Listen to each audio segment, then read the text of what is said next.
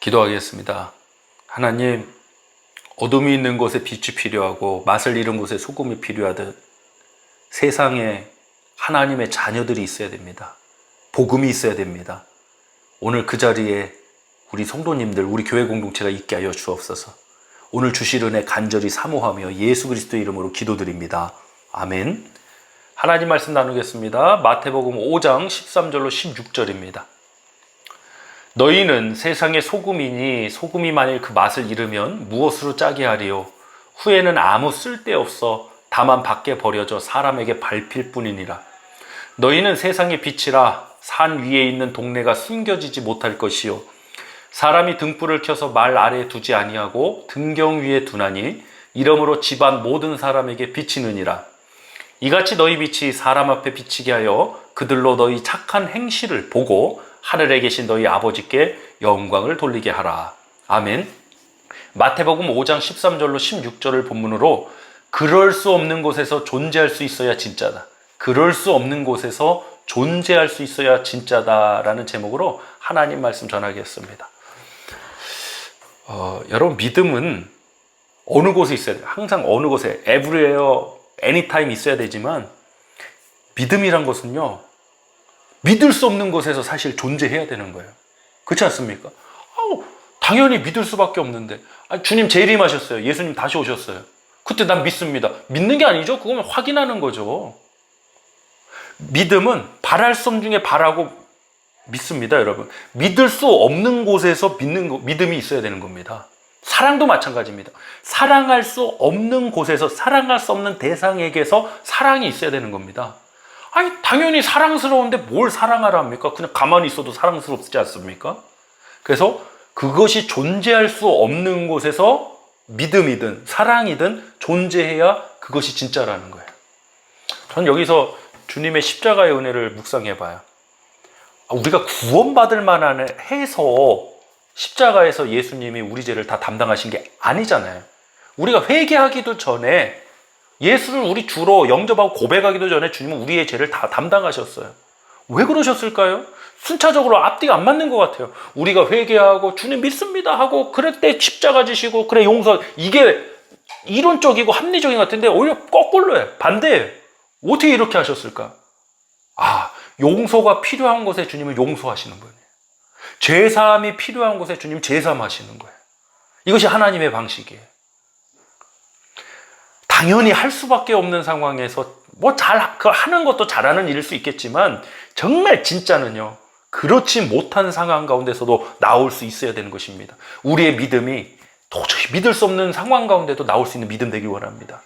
우리의 사랑이 도저히 사랑할 수 없는 상황 가운데도, 사랑 가운데서도 그 사랑이 존재하기를 주며 축복합니다. 오늘 본문 말씀은 구원받은 교회 공동체의 정체성과 사명이 무엇인지 정확히 말씀해주는 본문입니다. 우리 13절, 14절 먼저 합독합니다. 너희는 세상의 소금이니 소금이 만일 그 맛을 잃으면 무엇으로 짜게 하리요? 후에는 아무 쓸데없어 다만 밖에 버려져 사람에게 밟힐 뿐이니라. 너희는 세상의 빛이라. 산 위에 있는 동네가 숨겨지지 못할 것이요. 아멘. 결국 우리의 정체성이 빛과 소금이라는 것인데, 세상의 빛과 소금, 우리의 존재 이유와 목적은 세상을 향해서 있습니다. 여러분, 그럼 질문 드릴게요. 빛이 환한 곳에 빛이 필요합니까? 아니에요. 빛은 어디에 필요하죠? 어둠에서 빛이 필요해요. 소금이 많은 곳에 소금이 필요합니까? 아니에요. 맛을 잃은 곳에, 소금이 없는 곳에 소금이 필요한 거예요. 그럴 수 없는 곳에 존재하는 게 진짜예요. 우리의 믿음이 예를 들어서 주일에 한 번 나는 교회에서 예배 드리고 다 갔다, 이걸로 내 믿음은 충만하다.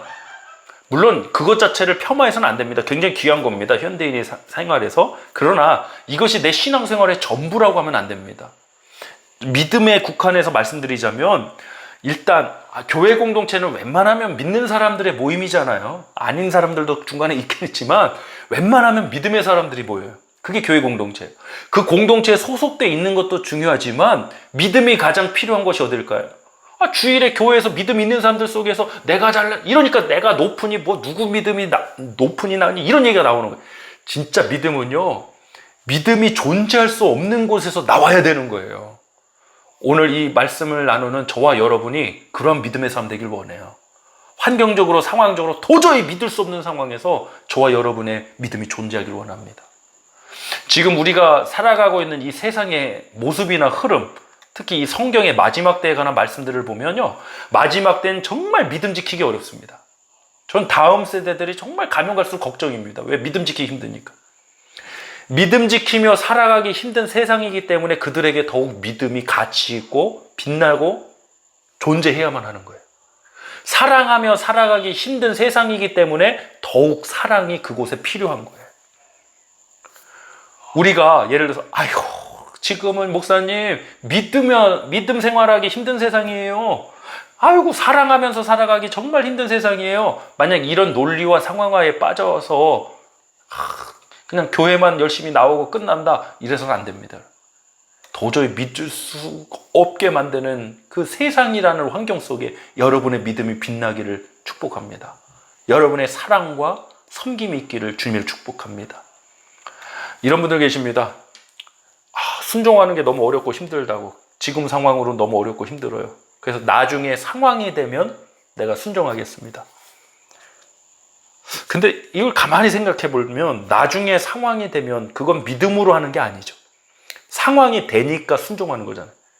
순종은 믿음의 순종이지 상황이 되니까의 순종이 아니에요, 여러분.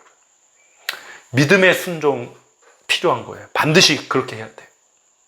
상황에 의해서, 상황에 따라서 존재할 수 있어야 존재한다. 믿을 수 있어야 믿는다. 아니요. 바랄 수 없는 중에도 바라고 믿는 겁니다. 나한테 사랑스러워야, 나한테 맞아야, 내 입맛에 맞아야, 나랑 가치관이 맞아야 내가 사랑한다. 아닙니다, 여러분.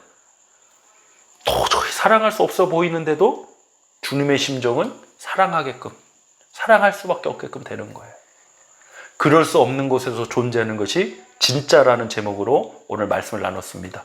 저는 저와 여러분의 믿음이 진짜이고 우리의 사랑이 진짜인 줄 믿습니다.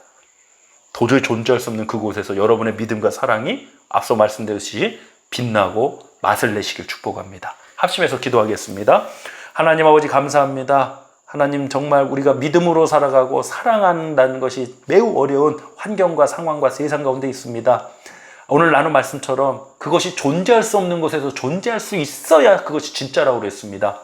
당연히 믿어질 수밖에 없고 사랑할 수밖에 없는 대상을 향해서만 살아가는 것이 아니라 도저히 그럴 수가 없는 곳, 대상, 상황에서도 우리는 믿음이 존재하고 사랑과 섬김이 있는 저와 우리 사랑하는 모든 성도님들, 우리 교회 공동체 되도록 주님 역사 인도하여 주옵소서.